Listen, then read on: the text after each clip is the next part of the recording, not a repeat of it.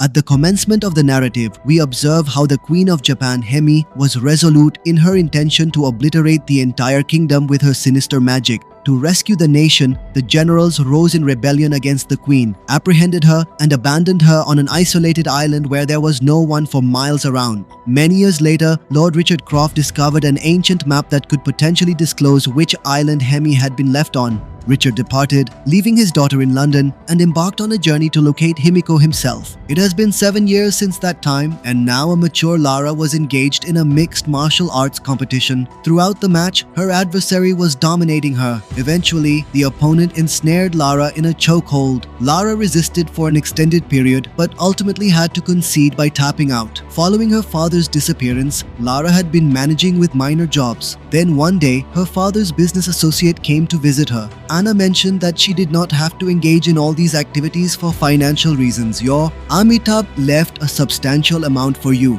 Yet Lara wasn't interested in her father's wealth. 7 years ago, Richard disappeared, so Anna advised Lara to sign the documents to officially declare Richard dead. Otherwise, his assets would be liquidated and you wouldn't receive anything. That evening, Lara reflected on her father. Before leaving, Richard had given Lara a necklace that once belonged to her mother. Richard said that if you hold this necklace and think of someone, they'll feel they're being remembered. The following day, Lara proceeded to the Croft Holdings building to formally sign the documents declaring Richard deceased.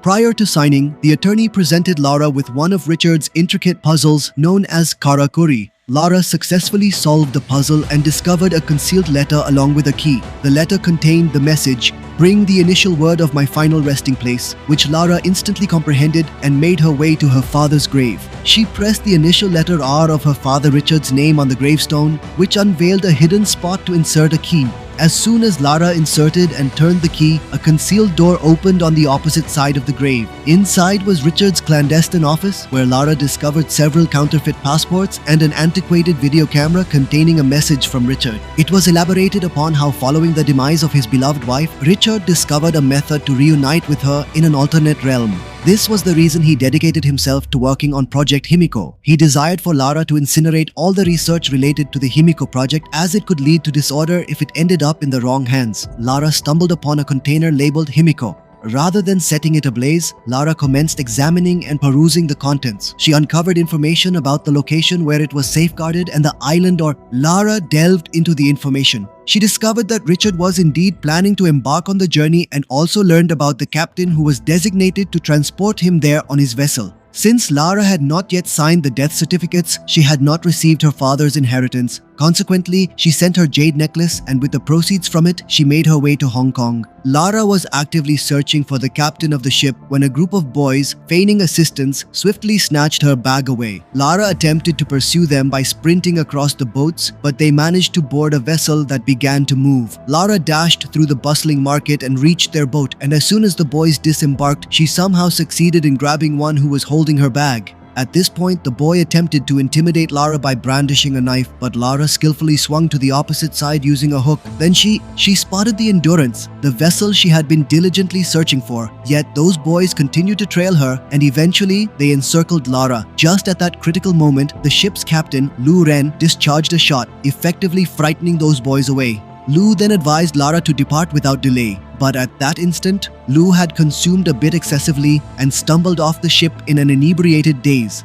Lara splashed water on Lu to rouse him and subsequently presented him with her father's letter inquiring about Richard. But he mentioned that my father's name is also Lu, and it's possible that your father talked to my father, and to be honest, my father himself is missing because now Lu and Lara, both of their fathers disappeared on the same trip, so Lara told him that they were coming to Yamatai. Lara found some codes in her father's diary indicating where they might have gone. Lu guessed that these codes were like clock hands. Lara marked on the map where the island might be. Lu immediately said that the island is in a very dangerous place. Going there is not without risk, and besides, I don't really care about my father. But then, after a while, when he saw a childhood photo with his father, he reconsidered. Lara deduced from various things there that you lost money gambling last night, didn't you?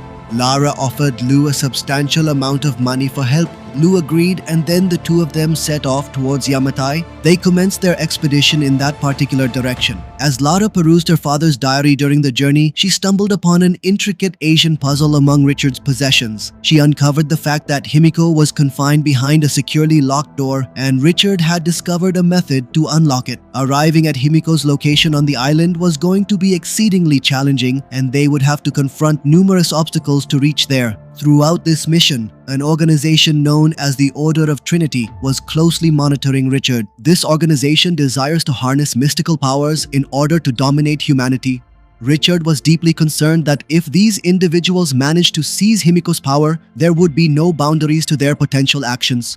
When Lara opened her eyes, she observed a perilous storm fiercely raging outside. She ascended onto the bridge where Lou was desperately struggling to maintain control of the ship. Lara noticed that they had approached very near to Yamatai Island. However, the enormous waves persistently pushed the ship away repeatedly.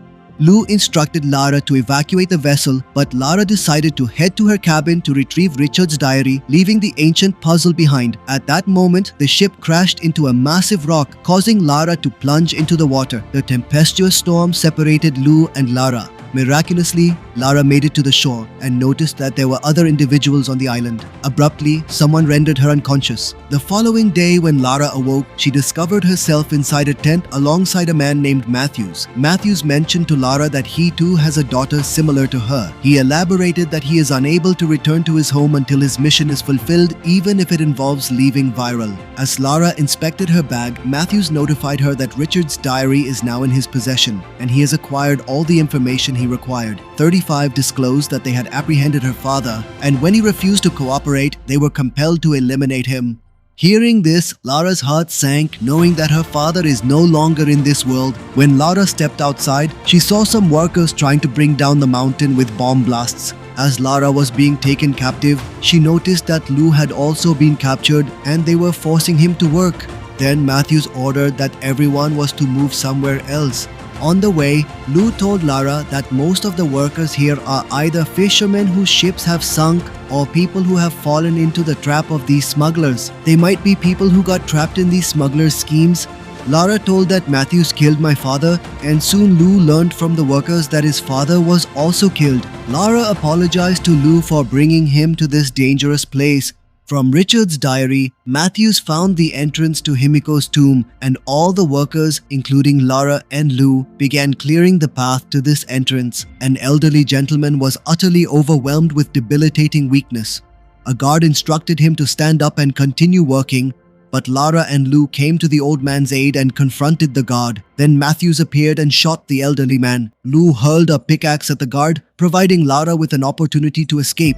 As Lara sprinted away, a man aimed to shoot her, but Lou intervened just in time and saved her. Lou seized the opportunity to pursue him, but Matthews fired and hit him in the arm. Lara made it to the hill and attempted to traverse it by climbing over a toppled tree. However, amidst the gunfire, she tumbled into the river. Lara struggled to escape the river, and as she neared the waterfall, she managed to grasp the wing of a downed airplane and somehow climbed atop it. Unfortunately, due to her weight, the plane began to disintegrate. Lara swiftly moved toward the central part of the plane. Lara leaped into the aircraft's fuselage just before the wing shattered, but then the entire aircraft commenced to disintegrate and became wedged between two cliffs. Fortunately, Lara discovered an ancient parachute, and as she descended, she succeeded in deploying it.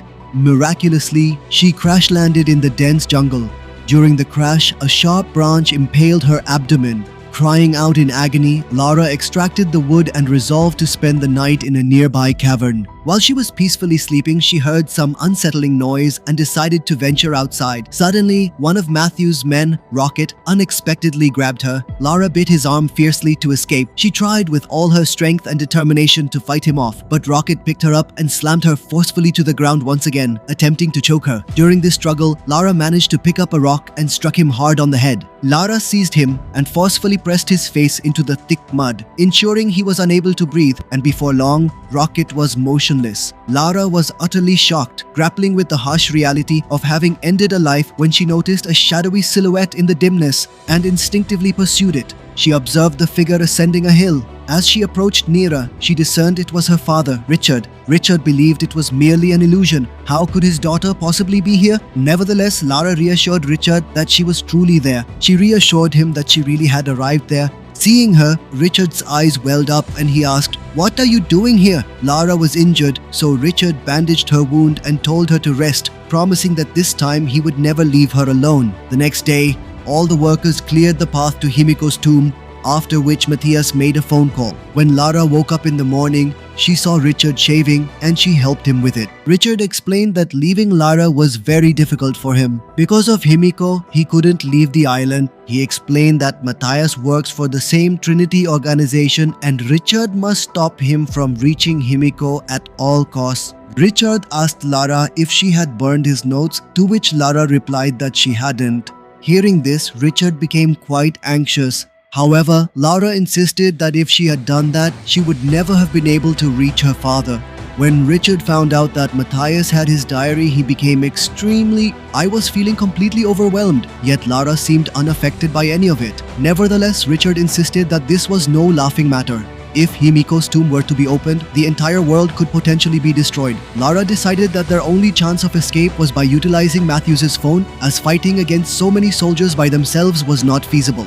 She picked up the bow and arrows that were lying there and sprinted towards Matthews's camp. Somehow, Lara managed to sneak into Matthews's tent, but he entered shortly after, forcing Lara to conceal herself. A notification appeared on the mobile device indicating that his superior would be arriving shortly. Nevertheless, Matthews still hadn't acquired the necessary codes to unlock the entrance.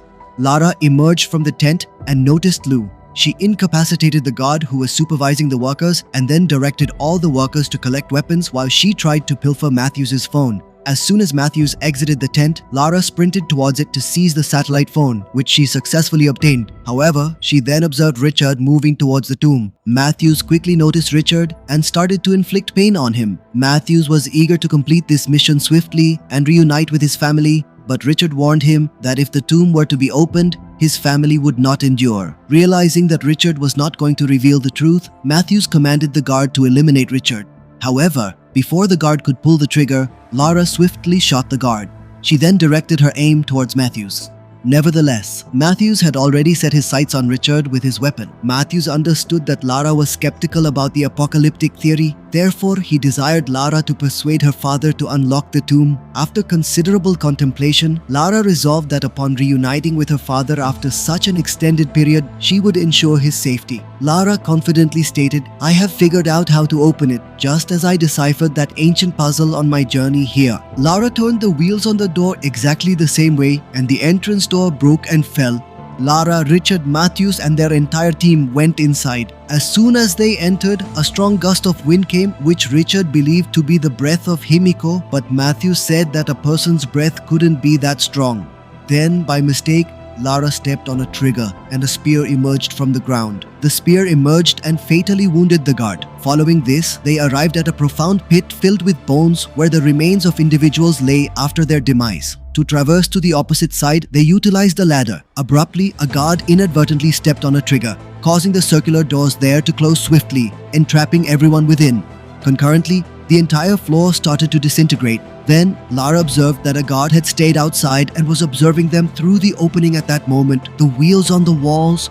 Lara attempted to utilize it as a key to unlock the door, but at that very moment, the ground beneath her unexpectedly collapsed, causing her to dangle precariously from the door in some manner. She continued to exert her utmost effort to open the door, but it remained stubbornly immovable. Then, Lara recalled the puzzle at the entrance and understood the method to open this door. You must combine the yellow and red wheels in order to create a green wheel. Once the green light appeared, the door swung wide open. Upon the door's opening, they discovered worn and tattered garments there. These were in fact the burial sites of Himiko's devoted servants, who continued to serve Himiko even beyond death. It was exactly as Richard had recorded in his diary, prompting Lara to contemplate whether the curse was indeed genuine. Ultimately, they arrived at Himiko's tomb. Richard tried to explain to Matthews that opening the tomb would be a huge mistake, but Marius didn't listen to him at all. The guards opened Himiko's coffin and inside was Himiko's dead body. Suddenly, Himiko opened her eyes and her body started to decay rapidly. Lara noticed that in the tomb's paintings, Himiko wasn't depicted as a demon. Then Lara remembered the earlier puzzle which stated that for life to return to the water, Himiko must die and anyone who touches Himiko's hand. As soon as someone touches it, they die. Lara tried to stop the gods from touching Himiko. Now Lara understood that Himiko had sacrificed herself to save the world, but the gods didn't listen to her. And as soon as they touched the body, Himiko stood up. Matthews thought it might be some kind of trick to scare them, but the guard who had touched Himiko's body, his hands started turning black and his flesh began to rot. This revealed that there was a dangerous virus in Himiko's body, and to prevent the virus from spreading to others, Himiko had sealed herself away. The god's entire body began to decay rapidly, and in fear, he fired shots, accidentally killing the other god who had touched the body. Then, Matthews shot him as well. Despite witnessing all this chaos, Matthews considered taking one of Himiko's fingers to his superior. While he was doing this, Lara picked up an axe and attacked the last remaining guard. Meanwhile, Richard picked up the gun from the deceased guard and shot Matthews in the leg. The wounded guard pursued Lara as she was fleeing outside. Matthews instructed Richard to return home, but Richard was resolute in his decision not to allow Himiko's finger to be taken off the island, as doing so would result in the virus spreading globally. Matthews began firing at Richard, but his firearm quickly ran out of ammunition. At that moment, one of the infected guards rose and assaulted Richard. While Richard was momentarily distracted, Matthews seized the opportunity to flee. Richard fired at the guard, but by then, the guard had already reached him. It meant that now Richard had the virus too. Richard tied a bandage on his arm to stop the bleeding so that the virus would spread very slowly in his body. Meanwhile, Lara took the opportunity to hide in a maid's grave, but her foot landed on a bone, making a noise that alerted the guard to her presence.